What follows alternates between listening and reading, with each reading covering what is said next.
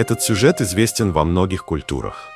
Он упоминается в Коране, сура Юсуф, где рассказывается о пророке Юсуфе, его испытаниях и великой мудрости. Также эта история есть в Библии, где она известна как история Иосифа и жены Потифара. Однако именно персидский поэт Джами, 15 век, создал одну из самых ярких и эмоциональных версий этой истории, добавив в нее глубокий мистический и философский смысл. Ассаламу алейкум, мои дорогие слушатели! Сегодня я хочу поделиться с вами одной из самых прекрасных и трогательных историй, которая веками вдохновляла поэтов, писателей и мыслителей. Это история Юсуфа и Зулейхи, повесть о любви, вере, страданиях и духовном преображении. Как я уже упоминал ранее, это история о том, как Юсуф, благодаря своей вере и чистоте, преодолел все испытания, а Зулейха прошла путь от страсти к искренней любви и раскаянию. Их история учит нас, что истинная любовь и вера могут преодолеть любые преграды. Юсуф Иосиф был сыном пророка Иакова. Он был необычайно красив, и его отец любил его больше других своих сыновей. Однажды Юсуф рассказал отцу о своем сне, в котором 11 звезд, солнце и луна поклонились ему. Якуб понял, что это знак великого будущего, но предупредил сына не рассказывать об этом братьям, чтобы они не завидовали.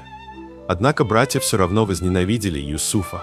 Они замыслили избавиться от него и бросили его в колодец, сказав отцу, что его съел волк. Но Юсуф был спасен.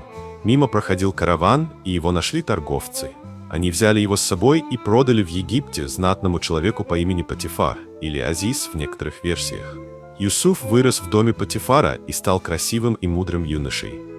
Жена Потифара, Зулейха, влюбилась в него с первого взгляда. Ее любовь была настолько сильной, что она не могла думать ни о чем другом. Она пыталась соблазнить Юсуфа, но он оставался верен Богу и отвергал ее ухаживания. Однажды Зулейха заманила Юсуфа в свои покои и закрыла двери. Она снова попыталась соблазнить его, но он убежал, оставив в ее руках свою рубашку. Зулейха, чтобы оправдаться перед мужем, обвинила Юсуфа в том, что это он пытался соблазнить ее. Потифар поверил жене и приказал бросить Юсуфа в тюрьму. В тюрьме Юсуф проявил свою мудрость. Он толковал сны другим заключенным, и его предсказания всегда сбывались.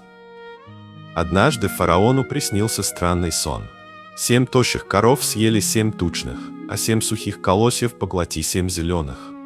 Никто не мог объяснить этот сон, но один из бывших заключенных, который знал Юсуфа, предложил привести его. Юсуф объяснил сон. 7 лет изобилия сменятся 7 годами голода. Он посоветовал фараону запастись зерном в годы изобилия, чтобы пережить голод. Фараон был поражен мудростью Юсуфа и освободил его, сделав своим советником и управителем. Тем временем Зулейха, которая все еще любила Юсуфа, страдала от разлуки с ним. Ее красота увяла, а сердце было разбито. Она потеряла все, что имела, и жила в нищете. Но ее любовь к Юсуфу оставалась чистой и искренней. Когда Юсуф стал могущественным человеком в Египте, Зулейха пришла к нему, но он не узнал ее. Она рассказала ему о своей любви и раскаянии. Юсуф, видя ее искренность, простил ее. Их встреча стала моментом духовного преображения для обоих. Когда Юсуф стал могущественным человеком в Египте, Зулейха пришла к нему, но он не узнал ее. Она рассказала ему о своей любви и раскаянии. Юсуф, видя ее искренность, простил ее. Их встреча стала моментом духовного преображения для обоих. Юсуф воссоединился со своей семьей. Его отец Якуб, который много лет оплакивал его, наконец обрел покой. Братья Юсуфа раскаялись в своем поступке, и он простил их. Зулейха, которая прошла через страдания и очищение, стала его женой. Их любовь, которая началась с искушения, превратилась в чистую и духовную связь. История Юсуфа и Зулейхи – это не только рассказ о любви, но и о вере, терпении и духовном росте.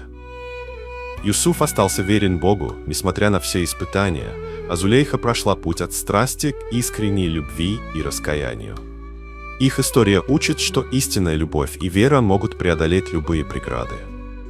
Дорогие друзья, спасибо вам за то, что вы цените мои работы и остаетесь со мной.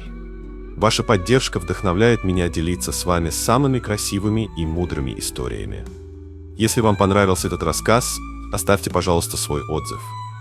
Ваше мнение для меня очень важно. И в завершение хочу пожелать вам мира, добра и света в ваших сердцах. Пусть ваша жизнь будет наполнена искренней любовью, мудростью и благословением, как у Юсуфа и Зулейхи. До новых встреч!